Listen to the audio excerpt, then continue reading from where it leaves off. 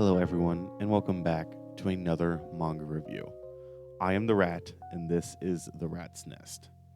Today we have a volume that I very much enjoyed reading, and one that I read very fast. This is Berserk Volume 8.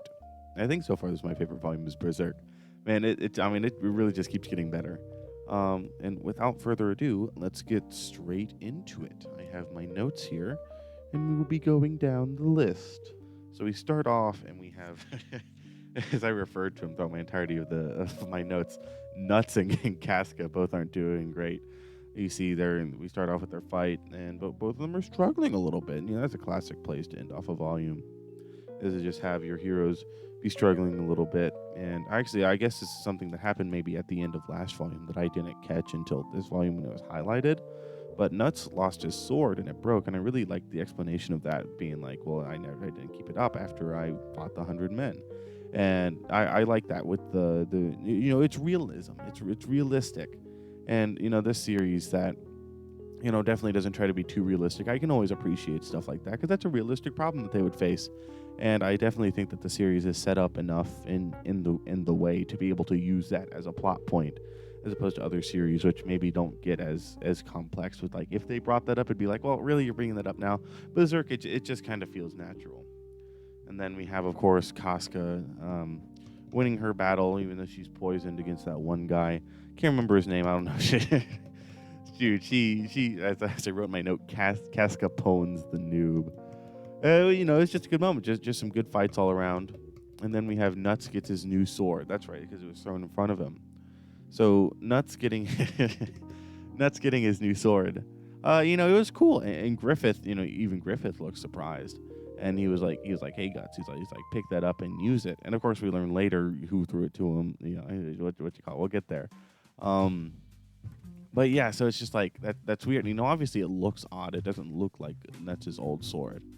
So it's just a mystery. And then next, I believe, if I do it, yeah, Nuts got him. That new sword, man, I don't know what it's made out of. I guess it's a mix of whatever sword it was and the dude who gave it to him and Nuts himself. But dude, he got him, didn't he? He got him and he got the horse. And that was just, man, it's just cool stuff. Cool panels all around. It's a cool fight. I've really enjoyed this arc. And then, of course, the general dies, and then we see that Casca did it. Her and, obviously she beat the guy. So her and her troops successfully capture the fort after drawing out all the troops. It's a genius strategy by Griffith. Like I said, I can't really know. I don't really know why he specifically had the river. Maybe it was to avoid his own troops running away because he needed time. And that certainly could be it. I really don't know. I don't know. I suppose that's for Griffith to know and for me to find out. And yeah, I enjoyed Guts telling them that they lost. He's like, you idiots. He's like, your leader's dead. Your dog has been kissed. The capital is down. He's like, you're gone. And I thought it was really funny how the soldiers were like in disbelief, like, what? We lost? It's interesting because like that kind of stuff.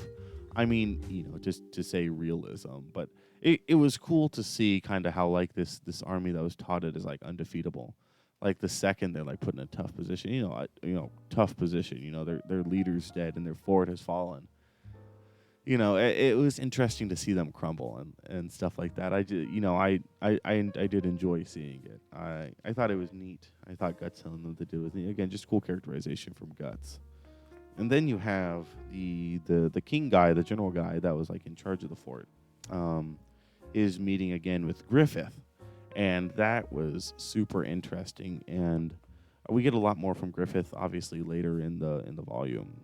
But I really enjoyed this interaction between the two of them, because we get to see, two very different characters, and the one very fixated on Griffith, and being like I can't forget you, and then I wrote Griffith, it's brutal, yeah, just the line of. Even if he was like, you don't despise me, do you? And Griffith is like, no. He's like, I don't despise you. He's like, I just don't care about you. And that's much where I think Griffith knew that too. And I mean, I don't doubt that it's completely true. He was like, you're just a stepping stone that I used. He's like, I feel absolutely nothing for you. And that hurts more than anything else. So I appreciate it. And then obviously Griffith ending him just like that. I would say that's another thing. The generals and the that king guy's death. It was very quick. Definitely modern series tend to drag that stuff out kind of a bit. At least series that I'm used to reading. So it was nice to just kind of be like, yeah, no, they're gone, they're dead, goodbye.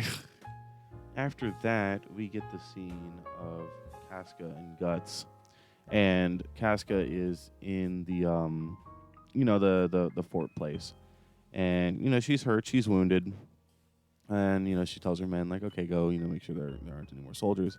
And then Guts comes up to her, and I really liked their interaction here with this scene, where he was like, hey, tough day. He's like, how is it? And she's like, oh, it's just a scratch. And she's like, or at least I wish I could say that. I really appreciate how much they've grown to where they can be on that level with each other, to where it shows kind of the friendship and plus maybe more that has blossomed there. And I think it's just super fun to see those two characters, and how their relationship develops, and how they've changed since they first met. And obviously we'll get more into that with the ending and Casca and Guts, or Nuts. But I really enjoyed this little scene, just a couple lines of dialogue that really showed a lot, and I think that's it's definitely a plus to the writing as well. After that, we get to see the guy that threw his sword down to Nuts, and it was this demon bat-looking guy. Really, the best way that I could describe him is he looked like the Bat Devil from Chainsaw Man.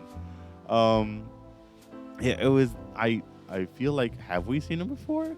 That was kind of the thought, that like he kind of looked familiar, but then again, that could just be like my memories from Chainsaw Man kind of coming through, because I did recently reread Chainsaw Man as the time of recording. But I don't know. I mean, if I'm supposed to know him, like I can't remember him. Obviously, he's some demon that gave Nuts his sword. So I don't think he was trying to help out Nuts so much as he was probably trying to help out Griffith. I just don't know. And so in the panel he was introduced, oh my gosh, just absolutely amazing. I mean, all the art is amazing anyways, but like in my notes I specifically pointed out that was an amazing panel. And later on, whenever you see Nuts and Griffith fighting, like whenever they're stanced up, that was an amazing panel too. And then after that, we get a scene of the court conspiring against Griffith. And it's bound to happen. I think that was actually the description of this volume of the deluxe edition, was kind of that this was going to happen. And so we get to see them basically like, there's no way, just general noble stuff. And then we get the queen in there on it with some dude who died, I think, last volume. I guess I can't really remember. It's been so long since I read volume 2 of the deluxe edition. But yeah, no, that was super interesting. I really personally enjoy like court politics and stuff like that. And so to see this, I think it was done well. I mean, I've seen better, but it's hard to be the best there. It's definitely well above average. It was very good. I really enjoyed it. The queen being in there, it's a nice little touch, because typically in these fantasy stories, the queen like won't do anything. Will just kind of be there, or she'll be like nice while the king is evil. So yeah, I enjoyed her being more realistic there. Just with the writing and the realism of this series, I do enjoy a lot of it. And her motive makes complete sense too. I mean, all of their motives make complete sense. I mean, I don't agree with it. I think that they're obviously wrong, but like I can definitely see why they would think that. They're nobles. Why should a commoner come up? They're very stuck in their ways. And then we get the party, and here in my notes, I wrote specifically, Nuts dripped out. Dang. Because he do be, though. Dude, Nuts do be dripped out. And that's kind of freaking based. Bade and Ed-pilled. Well, yeah, no, they're all dripped out, and they're attending the party. And it's funny to see, all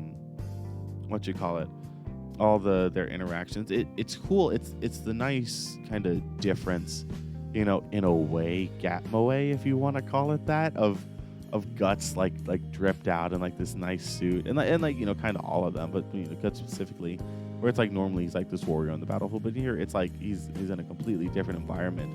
It's a cool thing, and like the best way I can describe it is Gatmo way, but like I mean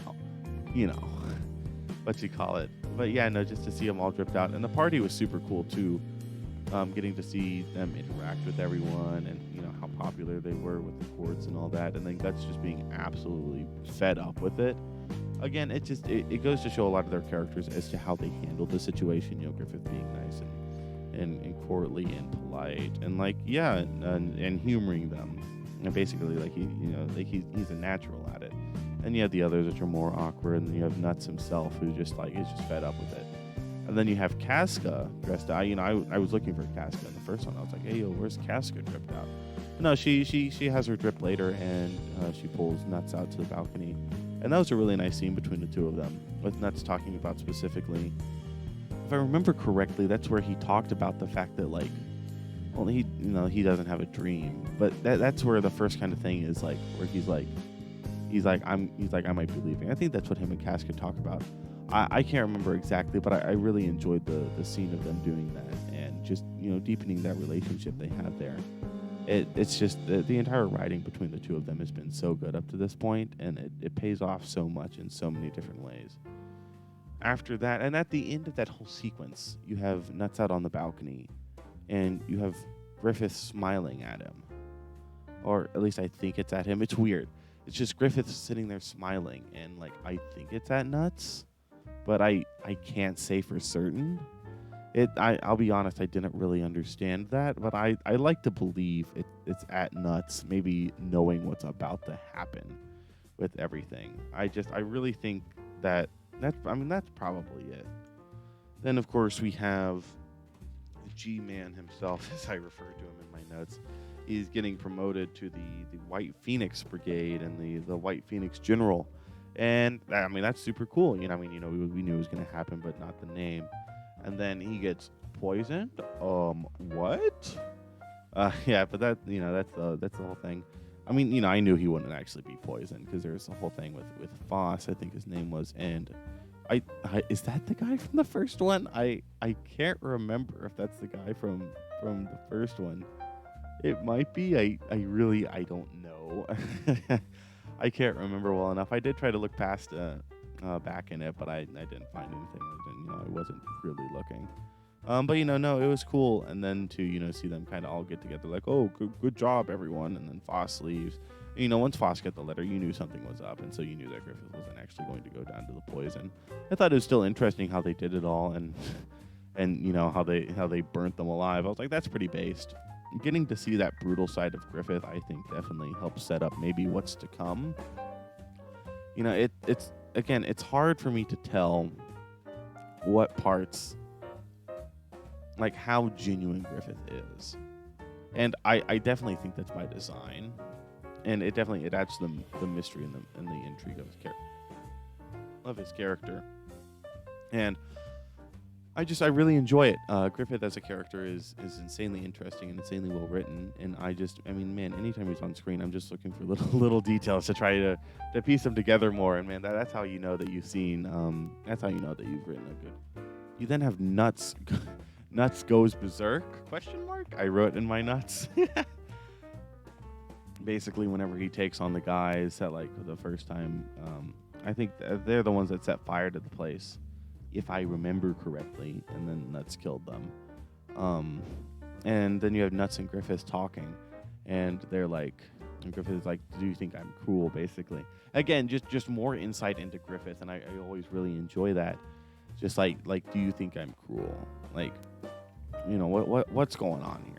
He's like this whole plan. He's like, I didn't tell anyone. He's like, I only brought you, and he's like, and even then I didn't even get my hands dirty. That's all you.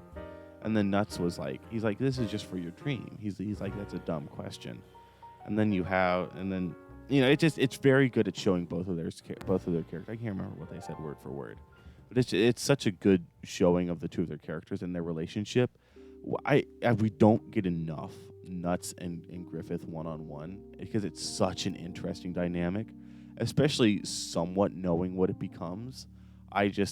Anytime we get to see it, because Griffith is just such an elusive character, and Nuts is kind of too, to a degree, but Griffith especially, and I really enjoy seeing any time they are on screen together. It's just so much fun. And then we have Nuts talking to Casca. I can't remember exactly where this was that they were talking. I think it was just outside whenever Nuts was leaving. But his opinion of Griffith, basically, kind of like, I don't feel like I'm good enough. like to stand beside him, like I need to have a dream too, like I need to accomplish something myself. And that's so interesting. It's like, what does Guts want? Especially at the end of the volume, knowing that he's free, what does he want? What does he want to do? Right? He's been with the Hawks, and obviously he very much appreciates Griffith. And under that, I wrote nuts likes men. It's just what does he want? And it's so it's just the whole relationship between Nuts and Griffith is so interesting to me. And not even knowing what it becomes, but it's just such a good dynamic, and it's so well written. And just anytime they're on screen, I know I've said this before, but it's always so amazing. And then right under the Nuts likes men comment, I wrote Nuts doesn't like men, because that's whenever he's talking to the guy about Casca. And he's like, well, maybe. He's like, but she only has eyes for Griffith. Right? And I think that's fair, to say like, okay, well, Griffith is too far off for her. Yeah, but still, she only has eyes for, at least, Guts thinks that way. And even Casca thinks that way, even though it's not necessarily true anymore, as we see at the end of the volume. Probably my favorite scene in Berserk so far, which is Nuts leaving and meeting up with everyone outside, and specifically Griffith. And I liked it to the point where even in my notes, I didn't call him Nuts. I didn't call Griffith G-Man. I said Guts versus Griffith insane. I loved this entire sequence when he's talking to everyone, and again, him and Griffith. I mean, how many times have I said that this episode? It's such a good dynamic, and it's written and works so well. And especially their little fight, where you can kind of see into their minds, where both of them are absolutely serious. And specifically, we get to see into Griffith's mind, where it's like, originally, you think Griffith is like leagues above Guts, but here he's brought back down a level. And I think that that's really important, because Griffith has kind of been like an untouchable monolith. But now, not only with him losing to Nuts, but also with him just as a character, he's brought down. We haven't seen Griffith fail, but now we do. I think it's so interesting to see his thought process and kind of get into his head, because that's another thing. We've never really been able to do that.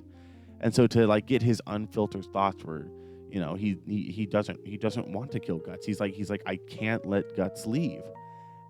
And for him to be like, he's like, well, if I do that, I might kill him. And just planning out, he's like, I have to end this in one strike. He's like, but if I kill him, he's like, if I can't have him, then oh well.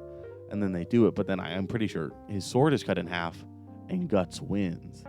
And that's insane. And then Casca, that whenever she admits, he's like, do I want him to stay? And that's kind of the beginning of their, like, I guess, more formal relationship there. Where we already kind of have the confirmation that Guts likes Casca, but now we have the confirmation that it goes the other way too. And I know that that's a big plot point in the next volume, probably, knowing where it ends. And I'm very much looking forward to that, man. And just, that entire fight scene was so good. And at the end, with Guts walking off and Casca calling after him, and him just not looking back. These cool guys don't look at explosions.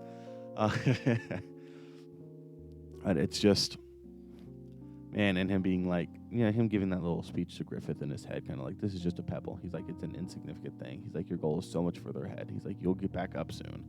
And that's leaving off at the end of volume. And I was so tempted to just go ahead and read volume 9, but I knew I had to get this out of the way, because I don't, with One Piece, it's fine. Because I've already read all of One Piece. But with Berserk, I can read a volume and then talk about what I liked and like what I'm looking forward to seeing and like what kind of mysteries there are.